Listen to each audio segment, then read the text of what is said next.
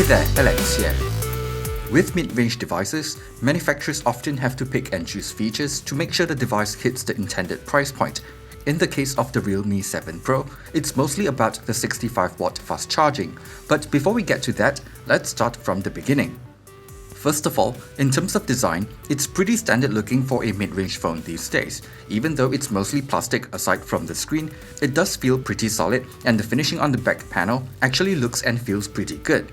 On the front of the phone, there is a bit of a chin at the bottom, but it's a mostly good looking display with decent looking colors and just enough brightness for outdoor use.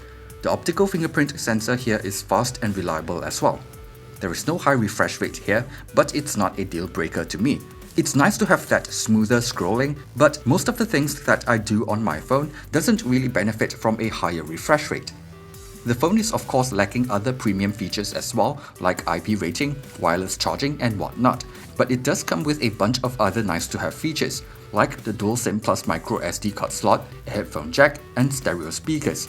It's not the best sounding stereo speakers I've heard because the top speaker sounds noticeably softer, but it's still better than just having a single speaker. It sounds loud and clear enough, and overall still improves the multimedia experience on the phone. The Realme 7 Pro is packing the Snapdragon 720G, which works well enough for the most part. Day-to-day stuff is usually fine, and games like COD Mobile runs well on the phone with medium graphics settings. But in games like Genshin Impact, it's common to see dropped frames even on low graphics settings.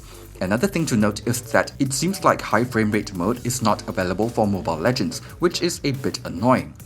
Battery life is pretty good, and even with heavier usage, a full day of use is still easily achievable. I'll list the amount of battery drain I observed while using the phone here, so you can pause the video if you want to take a closer look.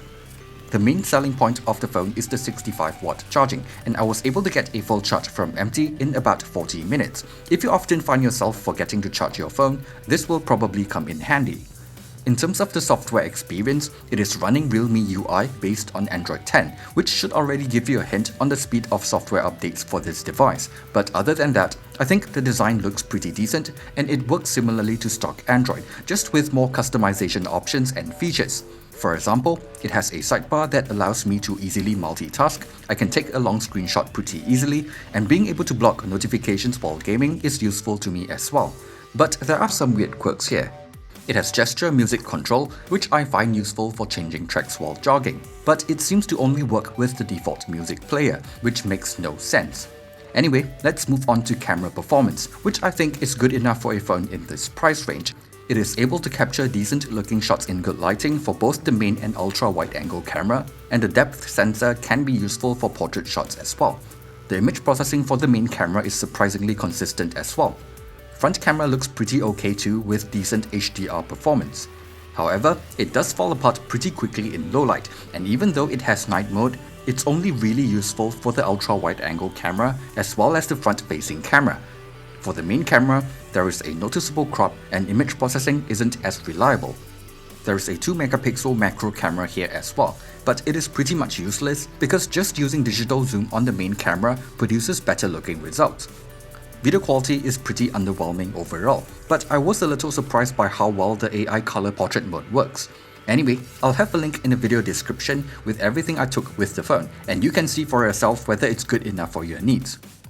Overall, I think that the phone is pretty decent all around, and if you are looking for a phone with 65-watt fast charging, this is probably one of the cheapest options around at 499 Singapore dollars. It has a decent looking screen, stereo speakers, good battery life, as well as a dedicated micro SD card slot.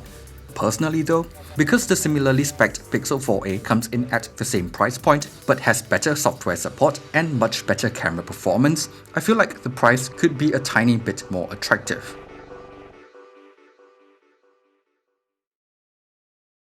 Thanks for watching this video and see you guys on the next one.